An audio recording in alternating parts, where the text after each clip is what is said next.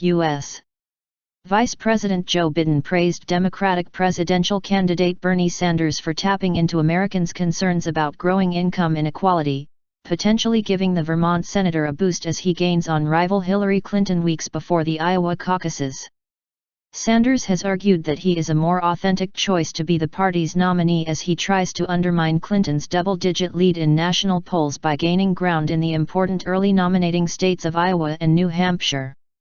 In an interview with CNN on Monday night, Biden said Sanders' focus on the growing gap between the very rich and other Americans has struck a chord with voters. Bernie is speaking to a yearning that is deep and real, and he has credibility on it, Biden said. And that is the absolute enormous concentration of wealth in a small group of people, with the new class now being able to be shown being left out. He said Clinton, who is campaigning in Iowa on Tuesday, had not focused on income inequality as long. It's relatively new for Hillary to talk about that, Biden said.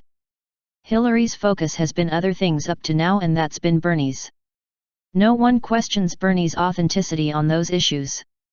On Tuesday, Biden said that was not a criticism of Clinton, a former U.S. Secretary of State.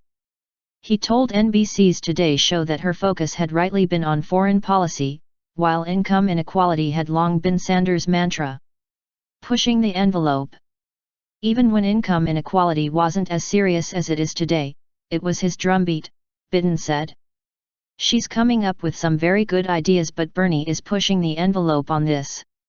The Biden interviews came before President Barack Obama's final State of the Union address on Tuesday night.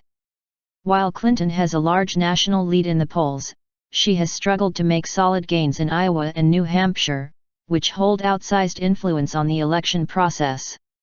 On Tuesday, a Quinnipiac University poll showed Sanders climbed to 49% in Iowa, a 5 percentage point lead over Clinton going Indiana to the February 1 caucuses.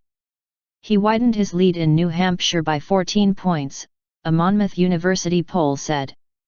The polls had an error margin of 4.4 and 4.8 points, respectively.